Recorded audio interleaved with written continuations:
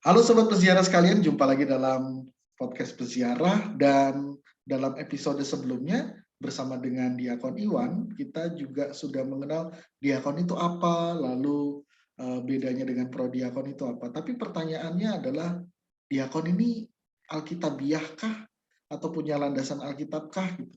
Kita akan bahas bersama dengan Diakon Iwan, dan sebelum kita membahas, mari kita mulai dengan tanda kemenangan kita dalam nama Bapa dan Putra dan Roh Kudus. Amin. Halo Diakon Iwan, kabar baik? Puji Tuhan, selalu baik. Terima kasih untuk episode sebelumnya. Diakon Iwan sudah berbagi tentang apa itu diakon, lalu bedanya diakon dengan prodiakon itu apa. Juga sempat ada cerita tentang diakon abadi ya. Dan satu lagi kita juga bicara tentang tugas-tugas diakon. Nah, buat sobat peziarah yang belum tahu diakon itu apa, bedanya dengan prodiakon itu apa, diakon abadi itu apa, lalu tugas diakon apa, bisa cek ke episode YouTube Peziarah Katolik yang sebelumnya ya. Nah, sekarang kita akan bahas nih seperti yang sudah dikatakan di episode sebelumnya, Diakon Iwan. Apakah ada landasan Alkitabnya sih diakon itu? Atau jangan-jangan ini cuma buatan gereja Katolik aja nih, Diakon Iwan? Mungkin boleh diceritakan. Oke, baik. Gereja Katolik itu mengenal ada namanya kitab suci, tradisi, dan magisterium. Sehingga semua proses pengalaman iman itu selalu, pengembangan hingga sekarang itu selalu dihubungkan dengan tiga hal itu. Hal demikian pula dibuat untuk diakon. Kenapa sampai ada diakon? Diakon, untuk misalnya teman-teman pernah baca dari kisah Jemaat Perdana, kita bisa lihat bersama bahwa para rasul dalam tugas pelayanannya setelah wafat dan kebangkitan Tuhan kita Yesus Kristus, mereka mulai mengajar. Mereka mulai mengajar kepada banyak orang dan melaksanakan banyak pelayanan, karya pelayanan sebagai jemaat perdana bersama dengan umat jemaat perdana. Tidak dipungkiri bahwa perkembangan masyarakat umat yang mengimani Yesus Kristus, yang mereka sebut sebagai orang Kristen itu semakin hari semakin banyak dan semakin berkembang. Hal ini membuat para rasul pun belum secara maksimal melayani beberapa kelompok-kelompok kecil. Misalnya, secara khusus itu kita ketahui mereka belum terlalu fokus terhadap pelayanan kepada para janda dan anak-anak kecil.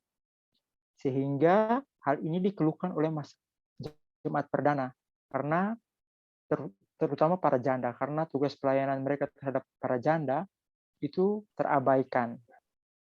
Oleh sebab itu, dipilihlah beberapa orang yang akhirnya itu diangkat menjadi diakon. Diakon kalau pada zaman dulu disebut diaken, itu artinya pelayan. Sehingga tujuan utama dari para diakon itu ya adalah pelayanan terhadap para janda. Itu ada beberapa diakon yang ada di dalam kitab suci. Oke, artinya memang diakon itu alkitabiah ya, diakonnya ada landasan biblisnya ya? Iya. Oke, nah teman-teman nanti bisa cek tuh mungkin di Kisah Para Rasul, cerita yang tadi Diakon Iwan sampaikan, ada penunjukan 7 orang diakon dalam gereja perdana di Kisah Para Rasul, dan itu berarti memang hierarki gereja Katolik itu memang ada landasan Alkitabnya nih, Sobat Peziarah sekalian ya.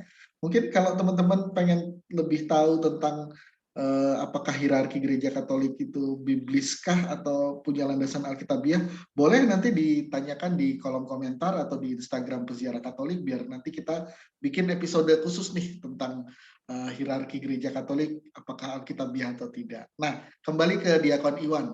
Tapi pertanyaannya, kenapa sih seseorang yang mau menjadi imam itu harus menerima tabisan diakon dulu nih? Diakon. Kenapa nggak langsung menerima tabisan imam? Nah, ini kan juga membedakan dengan diakon abadi yang diakon cerita ya. Kira-kira kenapa tuh? Pertama, untuk menjadi imam itu butuh proses, ada kriteria-kriteria khusus, dan itu benar-benar harus dicek, diperiksa. Diperiksa itu bukan hanya dari kita sendiri yang mau menjadi itu, apakah kita layak atau tidak, kemudian dicek juga oleh pihak-pihak apakah sesuai dengan hukum gereja atau tidak. Sehingga dalam tabisan gereja itu yang seperti kita ketahui ada tiga jenjang, itu tabisan diakonat, presbiterat, dan tabisan episkopat, itu menunjukkan tugas dan pelayanannya masing-masing. Kalau kita ketahui tabisan diakonat adalah tabisan dari uskup untuk dengan tujuan utama adalah sebagai bentuk pelayanan terhadap orang-orang di sekitar. Secara khusus kita lihat lagi dengan perjanjian lama itu pelayanan terhadap para janda dan orang-orang kecil. Para janda itu mau menggambarkan orang-orang kecil.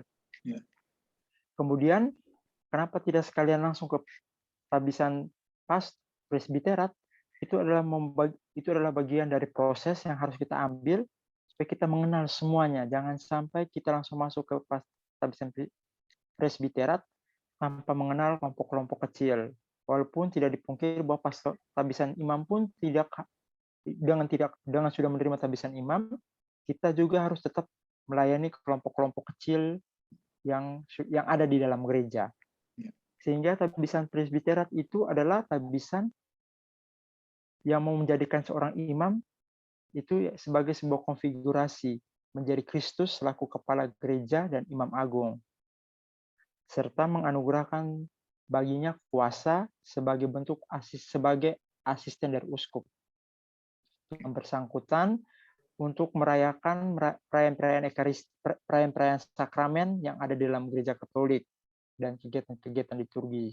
Secara khusus yang mungkin yang sangat membedakan antara seorang diakon dan imam adalah perayaan Ekaristi.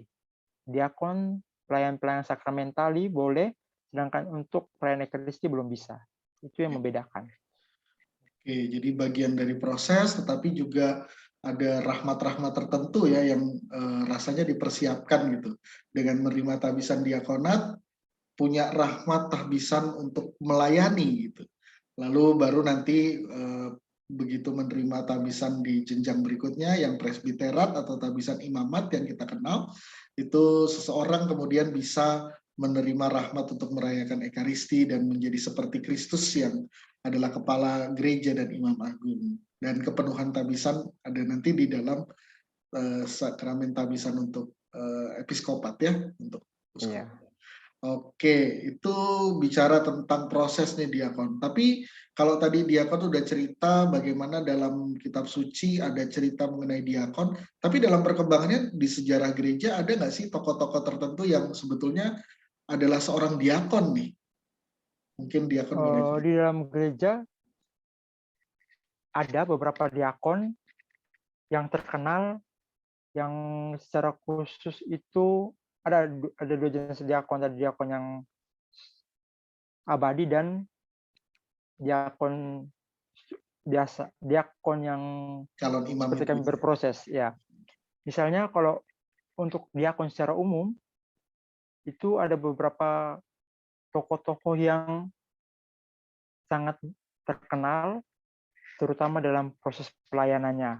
Dari 7 diakon itu yang pertama dipilih juga sebenarnya itu sudah mau menggambarkan bahwa 7 diakon itu orang-orang pilihan karena mereka dikaruniai oleh Roh Kudus juga. Tapi memang di dalam kitab suci sendiri kita mengenal diakon Stefanus sebagai seorang martir pertama. Dia sebagai seorang diakon dan kemudian akhirnya dia juga menjadi martir. Kemudian juga setelah gereja perdana itu muncul ada beberapa diakon-diakon seperti Laurentius. Salah satu orang kudus ya. Iya. Dan kabarnya Santo Fransiskus Assisi itu ternyata seorang diakon ya? Iya. Di kisah bahwa memang sebenarnya Santo Fransiskus Assisi itu banyak kongregasi yang mengambil spiritualitas hidupnya untuk menjadi biarawan-biarawati. Dan dia juga menjadi salah satu diakon yang salah satu diakon yang abadi. Oke. Nah, ini biar jadi pengetahuan buat kita semua nih, Sobat Peziarah ya. Jadi ada banyak nama-nama yang mungkin kita pernah dengar, Santo Stefanus, Santo Laurentius, Santo Fransiskus Assisi, itu ternyata diakon. Nah, masing-masing dari mereka juga ada yang diakon abadi, dan di luar itu juga mungkin masih ada diakon-diakon yang pernah menjadi calon imam juga gitu ya. Nah, ini Sobat Peziarah, kita sudah bersama dengan Diakon Iwan dalam 2 episode bicara tentang tabisan diakon. Sekali lagi provisiat buat Diakon Iwan yang baru saja menerima sakramen tahbisannya sebagai seorang diakon dari Bapak Uskup. Semoga proses diakonatnya berjalan lancar dan kita tunggu tahbisan imamatnya nanti ya. Amin. Oke, Dinantikan Sobat Peziarah bersama. sekalian, kita jumpa dalam YouTube Peziarah Katolik episode berikutnya. Dan jangan lupa untuk like, komen, subscribe, dan share konten ini supaya teman-teman Sobat Peziarah sekalian juga tahu nih bahwa dalam gereja Katolik, diakon itu punya landasan biblis. Dan ada banyak tokoh-tokoh di dalam gereja yang ternyata adalah seorang diakon.